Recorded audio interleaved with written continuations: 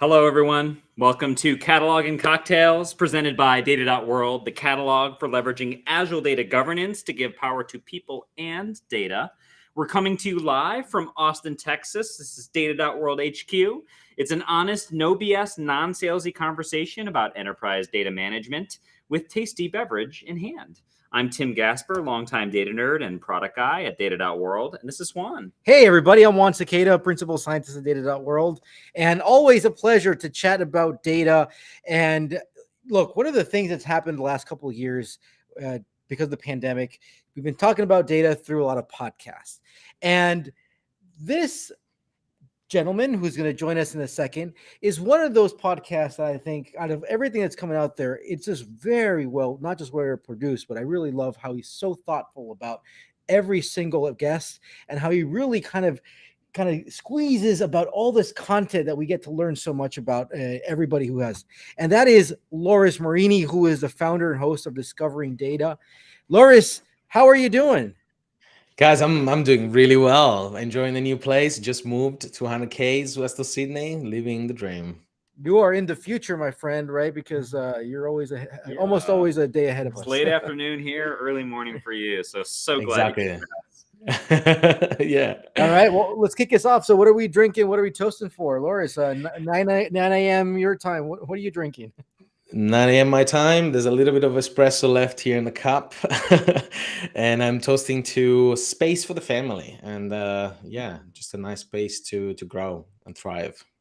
Yeah, you were describing your environment, and it sounds very beautiful. Open spaces, wildlife, good stuff. Oh yeah, man. Blue skies and horses and just a lot of room around us. So it's good. It feels good. That's awesome. How about you, Tim? I am drinking a Lagunitas IPA. We're a little bit on a beer kick. I promise we'll be back onto cocktails very shortly. We feel embarrassed when we eat beer and things like that. We're like, we got to get back to the cocktails. So we'll be back. I'll cheers to space as well. You know, it's nice when you can get away from home, and I think I need a vacation in someplace very spacious. That's my goal now. All right. Well, I'm having one of my favorite local beers from Texas called Fireman's 4, and I think probably on the same space. I think we're really lucky if you have that space and enjoy it with family. That's something I was very appreciated. Like during the pandemic, we were locked down, and then it was my wife and I, and we had luckily this gigantic house that I just feel so lucky about that. You really appreciated that. So yeah, so to space and having space and enjoying that with family. So cheers to that. Cheers to that. And as we'll dive in a moment, space in many different senses of the meaning of the world. So not just physical space, but mental space as well, which we need more and more. Yeah. All right. Well, we got our warm-up question today. So what is the worst or the weirdest place you've ever misplaced your keys? Is it boring if I say that I've never misplaced my keys?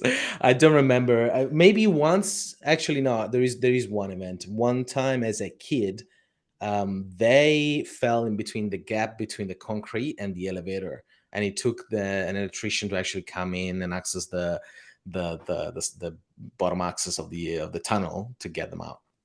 But I think that was a long time ago. That must have been complicated. For a second there, I was about to be like, you never lost your keys? No. That would be a first. How about you, Tim? Do you have one?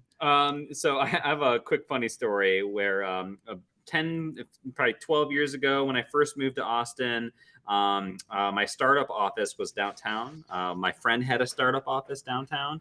And then we went out for a night on the town with some coworkers and friends, had a great time. And then the girl I was with actually took me back to my place. And I didn't have my keys, and I had no idea where they were. And I actually had to stay over at her place because I didn't have my keys. And so it was so awkward. Like I slept on the couch. I was like, oh my God. And then later I found out I left it not in my office, but my friend's office. Where this story ends is that girl ended up marrying. She's my wife. She's Holly. There we go. That was the keys. I lost my keys and I found a wife. There we go. How good is that? Yeah. I love that. Well, I do have a key story. Yeah. So I was in I finished my high school in Switzerland. So it was in Zurich. We lived in Zurich, and I literally lost my keys. I got back home. I'm like, oh shoot, I don't have my keys. So my host family, they open up and they're like, yeah, don't worry about it.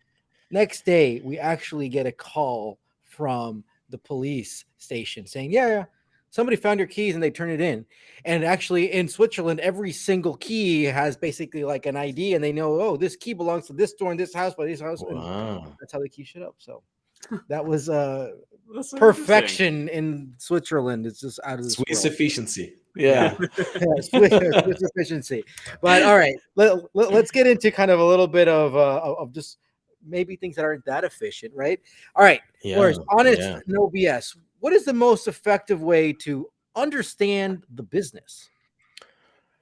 Yeah, might sound like a simple answer, but I think the best way is to never be tired of asking questions and following the money. Really, it's very easy to forget that what we're doing in data, in technology in general, is to use technology to solve business problems. When you get really bogged down into the technical details, which are fascinating and we all love as technical people, it's very easy to forget that you're there to make money, to increase margins, to reduce risk. So you gotta see how the money flows and ask people deep questions when you don't understand, and it's totally okay not to understand it because businesses are complex machines. And so So I want to just give an applause to this because it is a simple answer what you just said. But why don't people get this? I mean, you said it. I've said this before, and the kind of people like, oh, what do you mean? Follow the money. Like, mm, understand how the money. This goes back to the conversation we had about business literacy. Understand how the business works. Understand how the money flows, and when the money flows, you understand the people around the departments. Blah, blah, blah. Why don't people get this? I bring this up, and they kind of think of like, we're not working finance or whatever. Why is this? yeah, it's an interesting question. I'm not sure why that is. I think I suspect, if I look at my transformation as from someone that worried almost exclusively about technology and algorithms and implementation details to someone that got more and more interested about the business. I think the transition for me was to realize that a business is made of relationships, and when we say follow the money, it's not just the dollar amount; it's the connections between people, because money is an abstraction. We all agree that it didn't exist, we invented money, but it's a way to measure value, value exchange, and value is exchanged not between machines but between people. And so sometimes you can't put a dollar value on a relationship between two people, two teams, or two entities within the business, but if you understand the dynamics, then you can kind of imagine what should you do to make that relationship more or less effective, and that will in turn translate into cash flow eventually. Now the question is, which relationship matters the most? In other words, what part of the business should you focus on to have the biggest impact on the bottom line, and that's something that requires business literacy, as you said. All right. How do we get people to start thinking about this? Because this is what I struggle is like. I mean, people are like, okay, I get this, but is it because they're intimidated? They feel they're out of their box. How do we get them thinking about this, or is it just a unique type of leaders who will be doing this, and it's not for everybody? No, I think it's for everyone. And Oh, what worked for me is actually there's one thing that stuck with me. A recent episode you did with Joe Reese, he mentioned something like a curriculum-driven development for technical people, which I think it's so true, right? We as technical people, we get really fixated with trying to be the smartest in the room and know and show everyone that we know the latest tech. And so the focus is on that, is on implementation. It's not so much on the business, because the business feels like so disconnected from us. Yes, we're part of the technical team, but in the end, there's politics and there's relationships within people, and relationships are complicated, are messy. It's so much easier to read the documentation on GitHub for the latest tech than to leave the keyboard and the mouse aside, walk across the hallway and actually ask a question to someone that, quite frankly, speaks a language different from you. It's not that comfortable, when you're not used to it, when you live in your tech bubble, going to even a chief financial officer and having a business conversation with them that makes sense, it's kind of intimidating. So we don't do it because we're afraid that people will judge us. We're afraid sometimes that the mask will fall down on the floor and people would realize that, hey, we're just technical people, and we don't like that necessarily. Yeah, we don't want to So- be judged. So it's so we stick to what we know. We fixate on the technology and things like that, and then we talk with other technologists because we have our own language, right? Yeah, and how do you fix that, Juan? It's an excellent question. How do we make change happen? I think it starts for me from once you figured out your tech and you're comfortable within your tech bubble, you can do stuff, and you can deliver within reasonable timeframes, and you're on top of your work. I think that's a good moment to start going back into feeling uncomfortable and chasing those opportunities to talk to people that are outside of your domain. And it might feel like a waste of time sometimes if you do it without a strategy, but there is a habit of curiosity, I think, that is self sustaining. When you start the first time, it feels weird because it's a different domain, different language, different people. But then you do it, and probably you walk away thinking, that was just, it didn't go anywhere. But your subconscious somehow, perceives information and processes. And next time you do it, it goes slightly better. And by the fourth or the fifth time, you start seeing patterns on how people speak. And you can connect dots because you talk to Jane from marketing and you talk to Mike from sales, and now you see similarities as an outsider. And it's really the best way to do it is you see patterns when you are outside of the team, where you're not bogged into the details.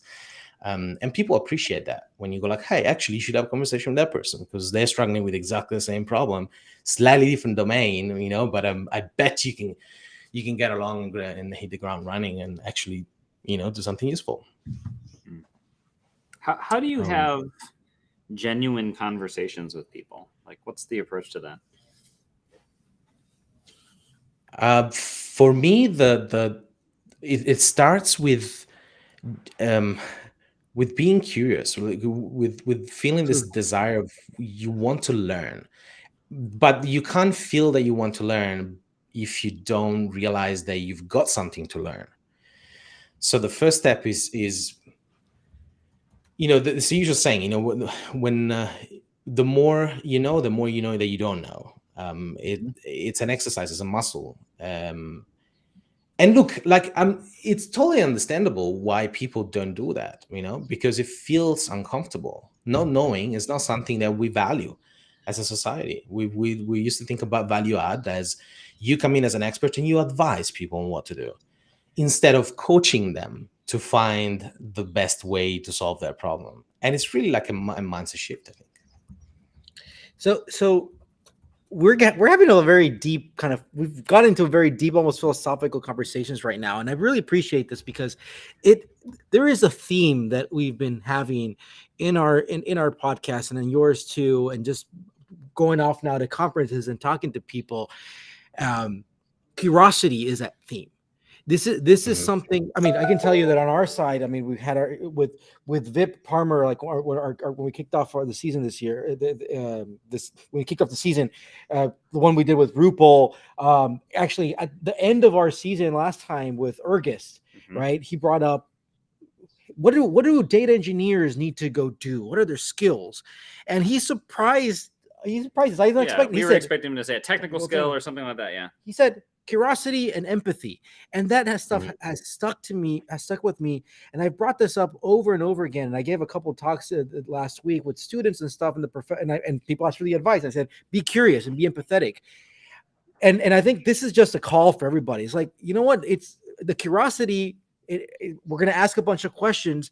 It's fine if we don't know. And I think you said it yourself. It's like, oh, we're usually brought in as the expert. Oh, we're going to go hire this data team because they know what they're doing and stuff. And it's like, it's fine if we don't know this stuff. I mean, this is the honest, no BS. I think we just need to have more of that honest, no BS style of like, I don't know, but I want to go learn. And I don't know what I don't know, which is important at this moment. So let's go figure that out, because me figuring it out is going to help you figure out some other things. And as you said yourself, we're going to start connecting the dots. And I think we're just kind of sometimes in organizations being so robotic, and we're like, okay, here's my task. This is what I'm going to go do, and I'm done. But no, an organization, a company, it's another living being that has everything is connected. And anyways, I'm ranting again. I'll shut up. You comment on my rant here. Yeah, what do you think about that? No, I think it's spot on, Juan. I think we start root causing, right, the issue. Why is it that things are the way that they are? It's good. It will take longer than the time we have available for today. But I think I see stiffness, and that stiffness comes, I think, from the way we even prepare for the workplace. Universities, and like I spent quite a bit of time at uni. They focus on knowledge transfer, and I think there's a difference between knowledge transfer and knowledge creation. The knowledge transfer is like the tip of the iceberg, the nice tidy thing, the textbook, the deck of slides, the thing that somebody already polished and designed in a structure that is optimized for you to absorb. And that's what we do at uni, right? We do exams, then we hit the workplace, but we don't really ever learn about psychological safety or coaching, or us making people feel comfortable even when they're not feeling comfortable. So reading body language, for example, which is a whole different thing. It has nothing to do with words. It has to do with movements and subtle changes. It has to do with emotional intelligence, which is something we don't learn. And this is perhaps, it belongs to the bigger field of leadership and coaching. But I think we need to tap into those skills, because this is something that's not in any way anything new. People have developed this sort of things. We just we haven't thought yet how to apply them to data and information, and data teams and knowledge management teams. But back to because there's one thing actually that I love about what you say, on LinkedIn. I see you commenting on posts, it's knowledge first. There's knowledge first. And I think you're absolutely right? The focus, the data is the raw ingredient, and knowledge is what people actually use to actually make decisions and move into the world, right? And take actions based on that knowledge. But so how do we create knowledge? And the reality is something that business leaders are not comfortable with, to be honest, Juan and team. I mean, knowledge creation is messy, is not a linear process. You can't really predict how long it's going to take. Of course, you need to have deadlines, because without a deadline, nothing happens. But creating knowledge within the enterprise is something that you can't really, say we're going to create knowledge in 1 hour, 9 to 10. So let's dive into what your definition is of creating knowledge within an organization. I got mine. So I want to hear yours. Yeah.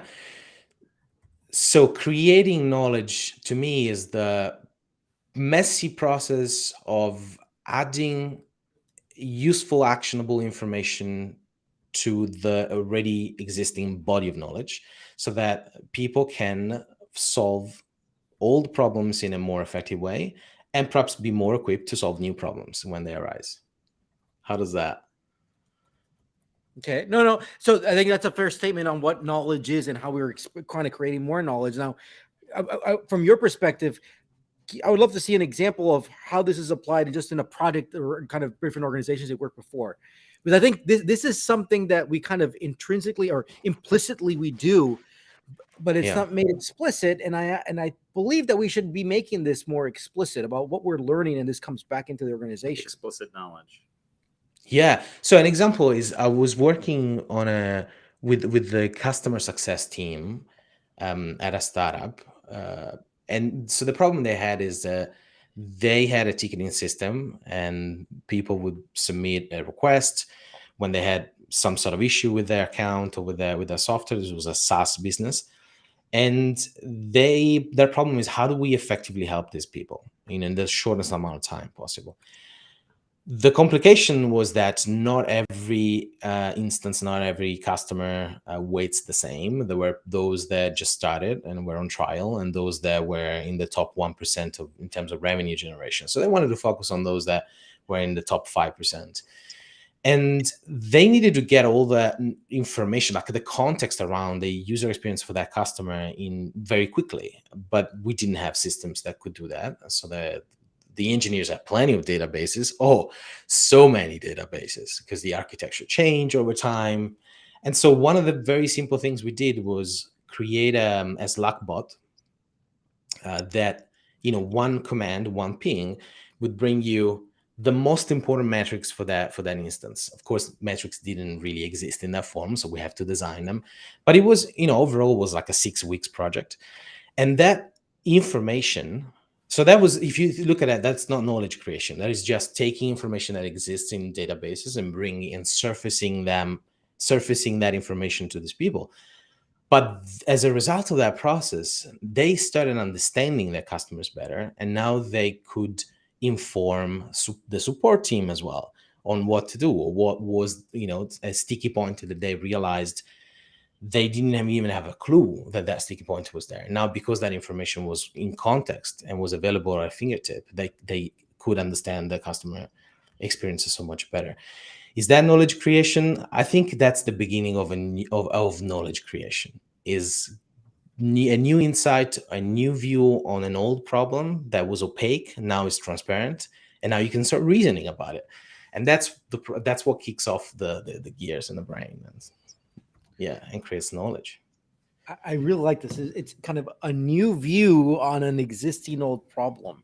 And then once you have that new view, you're actually, that's where this is why diversity is so important, because you kind of get different points of views to look at this problem that we've always been seeing it. You put the same people in the same room, look at this problem over and over again. They're not, but you mix it up, right? Then you're going to come up with different ideas. And this is where knowledge comes in. Yeah.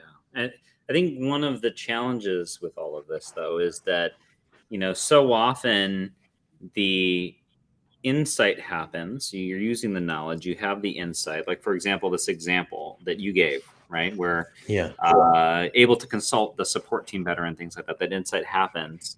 How do you capture it? How do you bottle that, right? Because sometimes that first level of knowledge creation happens, but some of the most interesting knowledge creation, I think, is the second, third, fourth order kind of knowledge that you're creating about use cases, about business value, about, new monetization strategies, new data product strategies. It's things that are different than just, here's the first level of knowledge. But sometimes people think it's in their head, but it doesn't, it's not captured. Is that okay? To that point, I think one of the things when it comes to knowledge is that how we're all thinking about how to automate stuff, right? And what does even automate knowledge creation mean, right? And I think some people's like, this is too much manual work because it's not going to go scale. It's always a thing, right? Right. So how do we respond to that? How would you respond to that? I don't think you can automate knowledge creation 100%, but what you can do is create systems that make it super easy to access established knowledge and to add to that body of knowledge. And so that's not just obviously software, as you said many, many times on the show, as people and processes. But if the thing is, we are for a very good reason, we are lazy machines, right? There's evolutionary reasons why we we favor the path of least resistance. So it's not something to be ashamed of. It's not something, and I hate when I hear people, the sort of narrative around knowledge management and data management, that you've got to do the work right and you have to put the effort, and if you don't do it, it's because you don't understand it. Maybe there is definitely some people out there that don't get why you need to manage things, right? But I think most people have an intuition. If I buy a property, I'm going to make sure that I've got keys for that property and I've got the paperwork, and I'm not going to just leave the paperwork out on the street or make 1 billion copies and distribute it in the libraries of 50 cities in the country, because that is an asset to me and I want to retain control of that asset. So same thing with data and knowledge. There's no much more than that, to be honest. But what really makes a difference for me is and I've seen it on my own business, creating my own, small one-person gig type of systems. It's not going to happen. Knowledge management is not going to happen if there is even the slightest friction. Because we're busy, we've got a billion priorities, and it has to be easy, it has to be intuitive. So that's one way to make it And I think and something to add to that is that there needs to be incentives for this. And I think because you can make it easy, but people are like, okay, what am I going to get out of it? Because I got these other things to go do anyways, right? I mean, so I think that the incentives part is something that we need to start thinking about. So I mean, I've been tinkering this idea. I brought this up before and testing it out with a lot of our customers and stuff. Is let's go catalog the questions that you have. Let's go. What keeps you up at night? I did this experiment when I told people, what keeps you up at night? Go write it down. What metrics would you use? Go write it down. And then surprisingly, everybody had a bunch of stuff. I'm like, yeah, okay, I got that down. So it was an easy thing. People were very open to give that.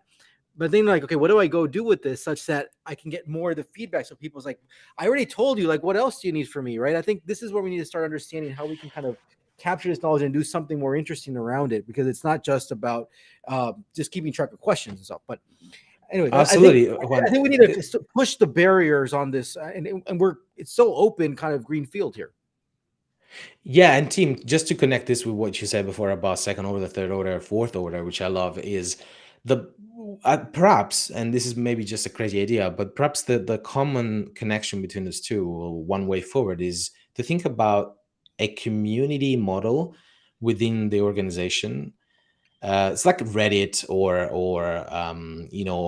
Stack Overflow. What you do, you post a question, people upvote questions, and there's kind of a natural selection going on, where questions that are useful and that are relevant get upvoted and people comment. And so not only that is transparent, because everybody can see the questions that have already been asked, so you don't reinvent the wheel and you save time, but it also gives a platform for people that are not necessarily into public speaking and standing up on a stage and giving a munch and learn kind of session to shine as well. Because we're not we love cameras and microphones, we hear, but there's a whole bunch of people that don't necessarily like that medium. They prefer text, short text, tweets even, right?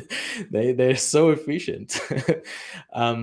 Different styles of communication, and that platform could bring these people together and encourage that knowledge exchange. But you've got to go through the process of an idea, share that idea, get people comfortable to process it and share their own view on that idea. And I think that is the messy, non-linear process that I was talking about. That brings you to the second tier, the third level, and the fourth level of knowledge creation. But you got to spend time and you got to have a platform. Otherwise, it's just, hey, I had an idea, boom, and it ends there. Not nice. Yeah. I like this. I like your comments about like, think like Reddit, think like Twitter. I mean, I honestly think there isn't a good solution for this today. Like this idea of like, I want to contribute my knowledge in small chunks. Like we still, as a world, really think in terms of like Wikipedia and stuff like that. It's like much more like, oh, the body of knowledge is a document. It's So I don't know. That's more of a stub of a thought that like there's an opportunity here that I think meets some of the incentives that you're thinking about, but it's just not really solved well. Yeah, no, I mean, Yeah. and you think about, I mean, I'm just like literally staring right now here in the open. Is I'm like thinking, within organizations, like how much we all agree this. There's so much stuff that's in people's heads that, and it's written some places that we don't know where it is, and those folks will leave, they retire. We're trying to onboard people to the organization. Like, I just can't quantify the amount of time and money being wasted in because we are not keeping track of this. But but we think about it is the solution is some technology or whatever, like, oh, have a wiki. Well, we would have done that stuff, and then doesn't get up to date and stuff. And like, so is that it? Are we just doomed to like just the smartest will survive and we'll know this and that's it? No, I think we can do a You're lot more better than that. optimistic? Yeah, definitely. I'm super optimistic, and I know I'm very much aware that the fuel of that optimism, the reason why, where is it coming from? I think for me, it's coming from adrenaline spikes. I literally get an adrenaline hit every time I know something and I share with someone, and that someone interacts actively on that piece of knowledge. I don't know. It's just all my systems go on, and they are excited, and I enjoy it, and that's why I run the podcast. Not everybody is like that, and it's totally fine. But there's other ways, and I think that positive loop can be still implemented even if you don't like public speaking. But it's all about like understanding. Give me a platform, give me a voice. I see silent heroes. To be honest, I met excellent DevOps engineers in my days in Sydney. People that could do things that to me were unbelievable in terms of speed, efficiency, and the complexity. They were the most silent people. Never ever, they only speak if you look at them straight in the eyes and you ask a question, direct question to them, then they will say something. And it's typically a tweet length response, right? It's not like a conversation. They just not geared that way. Those people are super smart. There's a lot of domain knowledge in their heads. And if you go and try to extract it, you most certainly will get a defense mechanism that kicks in, and they will just close down. Right? They're not going to open up. So that psychological safety is key, because if I know that there's not a threat here, right? It's okay. It's okay to share what I know, because you're not going to copy and steal it away from me, because my performance is not based on what I as an individual achieve. It's based on, what we together achieve. And that it goes down to culture. So you can't really decompose these things, but I think a platform can help. Yeah. So I think that there's different aspects about, like, okay, understanding how some technology works and so forth. But I'm really interested in something I've been talking to some folks recently, is what about like cataloging and understanding business processes, and like where do these live, and how up to date are they? Because processes change all the time, and these processes will affect this data, these systems, or whatever. Like, and these processes is knowledge about how the business works, right? And then we look at all the different data teams, systems. Like, I feel that there's connected from business processes, and you look at tools like BPMNs and all that stuff, and that's disconnected from people using now Snowflake and DBT, all these things. Like, wow, this is disconnected when this should all be eventually all connected. And the question is, like, how do we connect this? I don't know. I feel you on that, on the optimism, but I look at all these different organizations, and I'm like, how the heck are we going to be able to connect all this stuff together? And we're striving for it. I want to go do this, but it's overwhelming. I'm having my kind of negative pause right now. I'll shut up. Do Debbie Downer right now. Loris, you got me excited actually, because when Juan was like, "Hey, are we doomed?" I was like, "Uh oh." But like, your response here really got me excited, which is this idea of the feedback loop, or the feedback mechanism of like, okay, well, maybe this actually all can work, right? Because there's people just need to know that what they're contributing is having an impact, and I don't know that we always have that traceability and that knowledge around how our knowledge is impacting things. Yeah, no, we don't. So back to what Juan said, the incentives before. Incentives is not just rewriting or updating the process through which you're gonna get a pay rise, or you can renegotiate your salary. It's not just that. Incentives are about the subtle little things we do when we meet with the team, the praises, the opportunities for people to explain why they're feeling anxious right now, and in an open space. That is an incentive, because if I know that my workplace and my team makes intentionally the time to listen to what is happening in my little world, I know that I'm heard.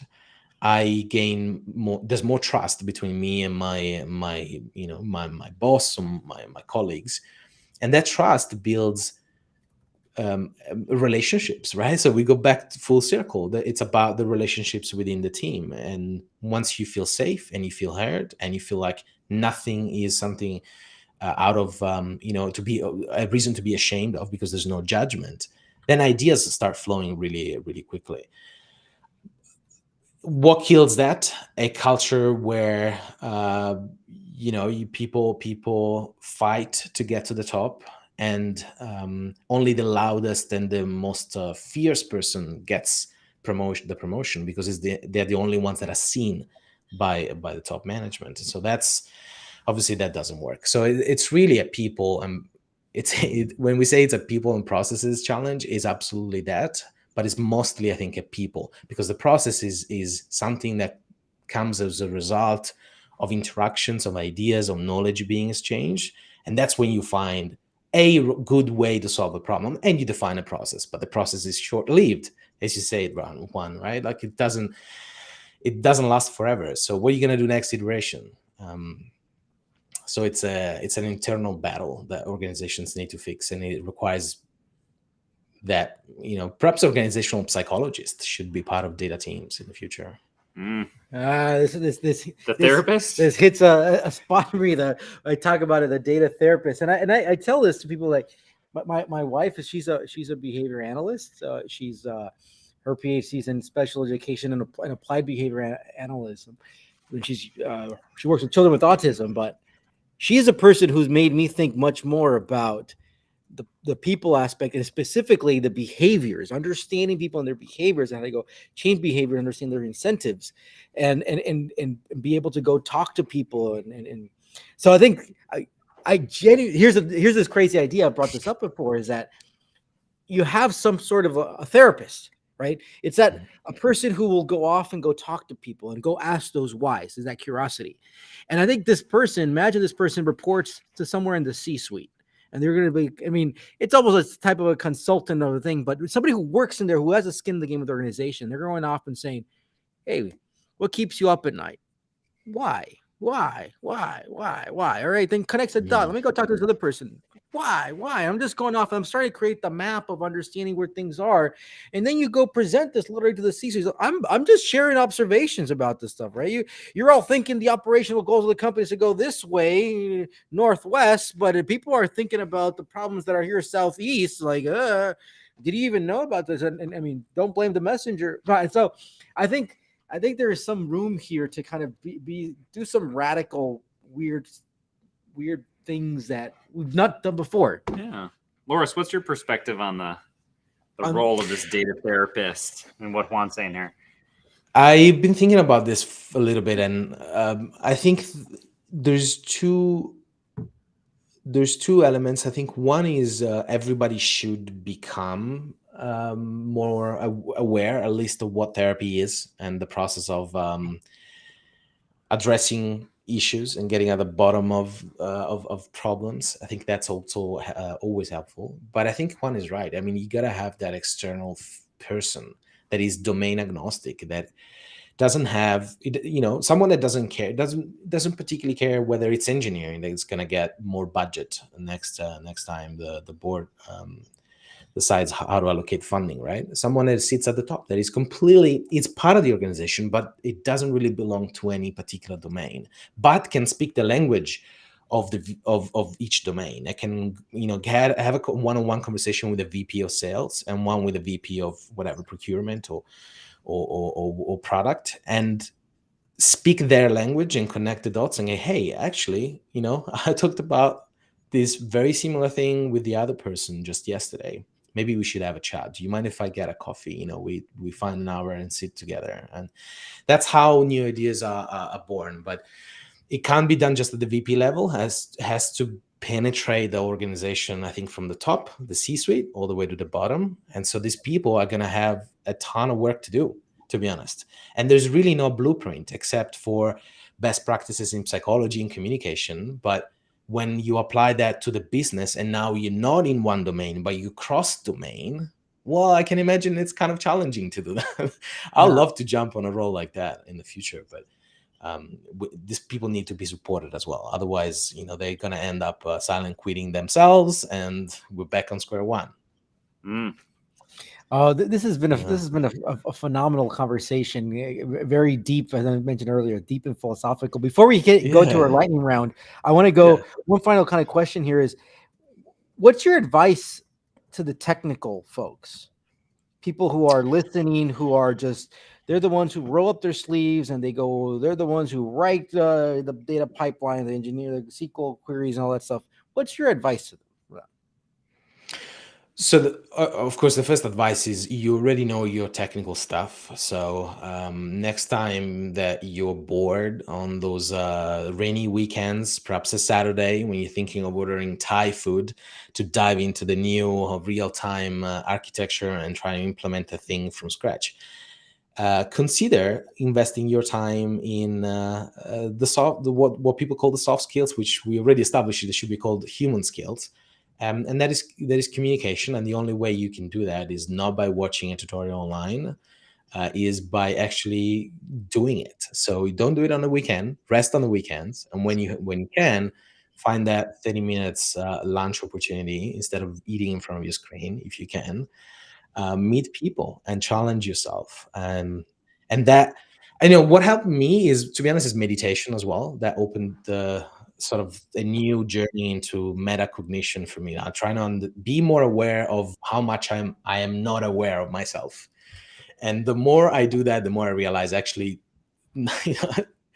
it's crazy how much I don't know what I do and how I speak and the body language that I put out there into the world. But I'm trying. It's a lifelong project. It's a program. It's not a project. It never ends. But it's fascinating. So if you're into personal growth and growth mindset, plenty to learn.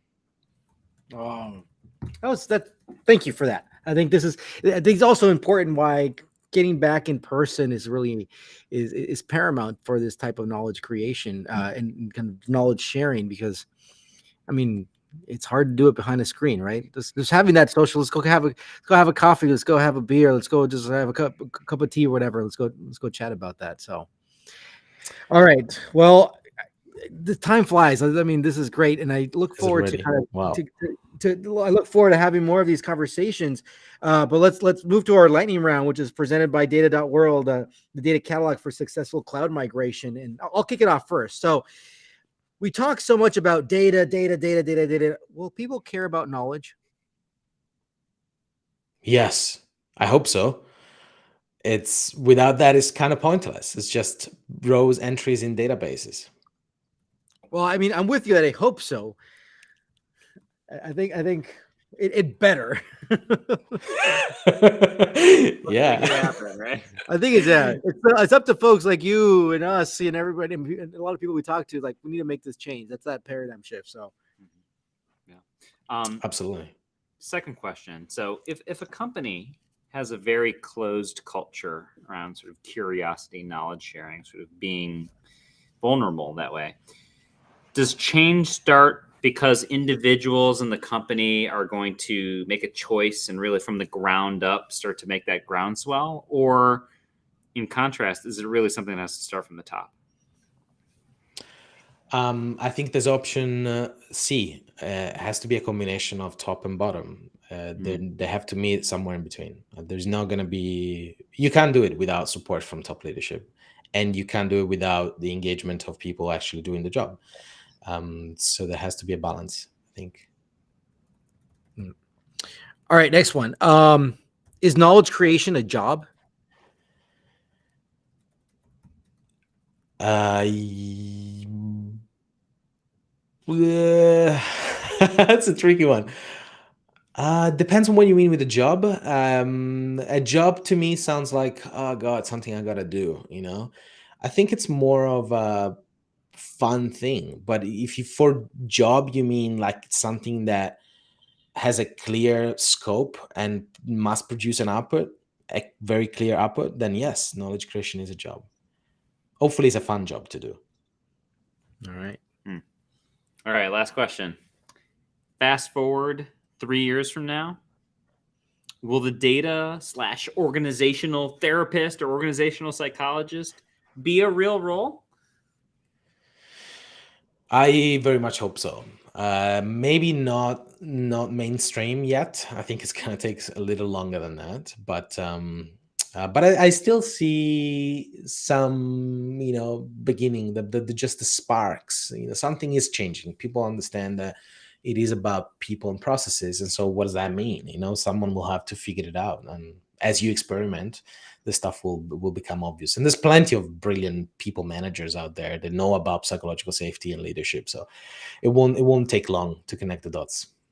Yeah, I hope so. It certainly feels like we're moving in that direction. And with things like data product managers, for example, it feels like there's more of an emergence and a valuing of roles that are caring about the stakeholders and thinking about like, oh, how can we provide more value to each other, and what are your problems, right? So I think hopefully we're moving in the right direction.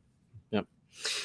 Well, Tim, take us away with your takeaways. We got so much stuff here that I'm just going through our list of takeaways. Yeah, so many good takeaways from this conversation, Loris. And like, to start off, we kind of talked about like how do you understand your business? How do you really absorb and create knowledge? And what you really mentioned, and I bolded it in my notes, is never be tired to ask questions and follow the money. So ask questions, follow the money.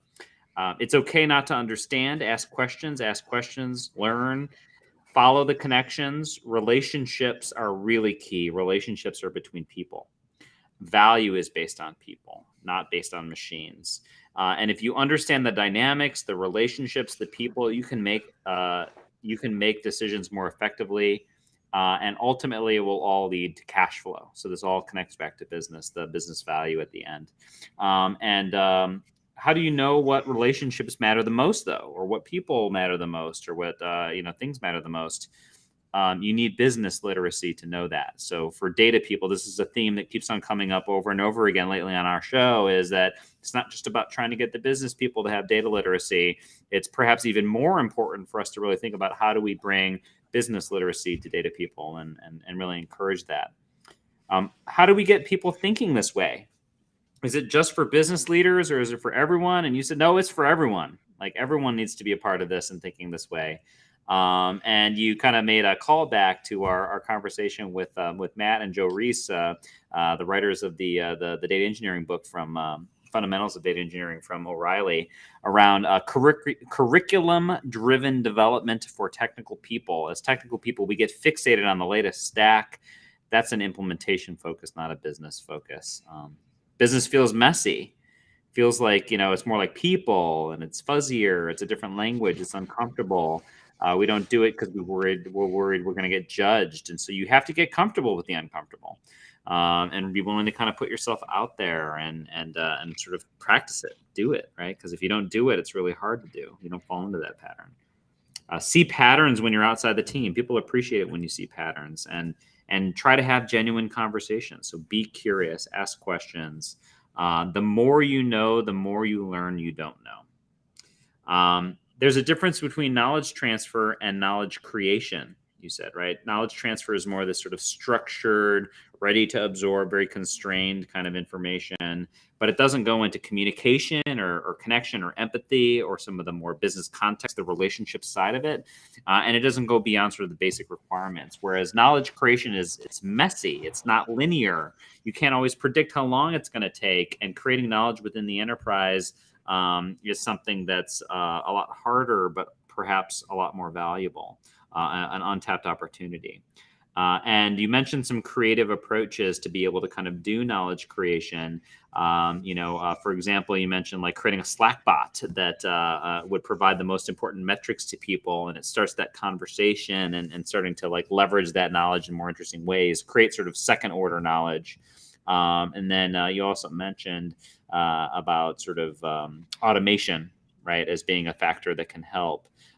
You can't do 100% automation, right? And perhaps it's even hard to get close to 100%, but you can make it easy to access, and you can make it easy to add to the body of knowledge. So I thought that was some great advice there. And then Juan, what about you? What were your takeaways? We got more here. So one of them is humans are lazy.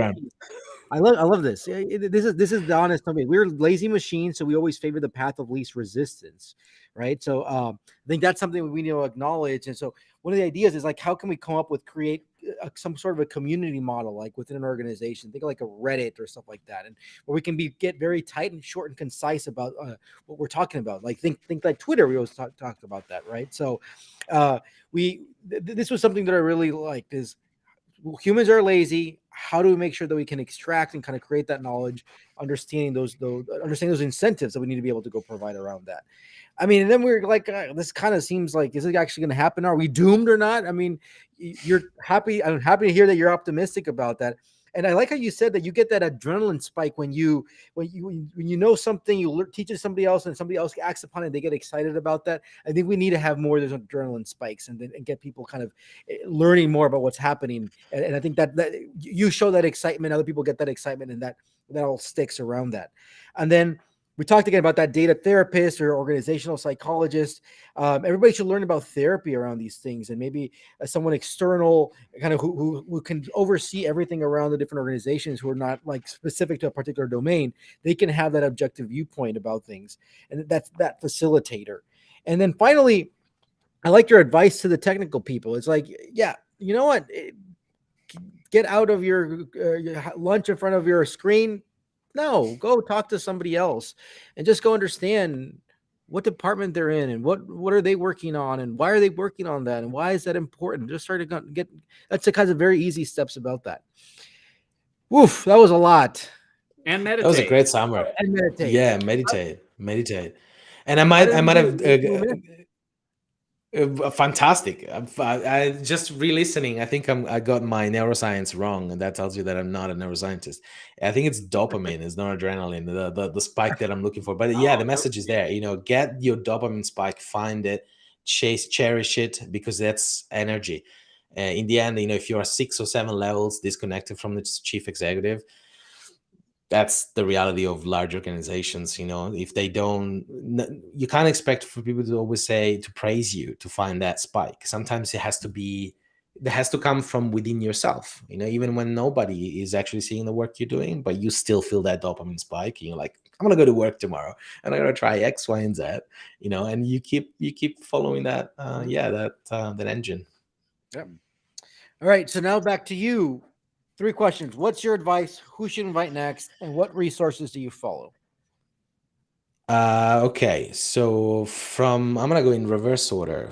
Resource I follow. Let me read my podcast list. So there's one podcast that I really love, The Knowledge Project by Sean Parrish. I've been listening for quite some time, and he just covers a lot of things, and just recently a lot into the psychology and building teams and emotional intelligence, which is really interesting. I should get him on my podcast eventually. I'll get there.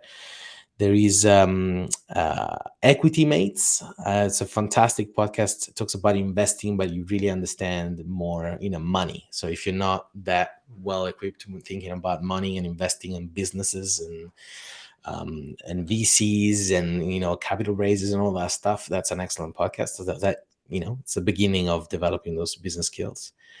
What else do I follow? I follow The Look and Sound of Leadership is another fantastic resource by Tom Henschel.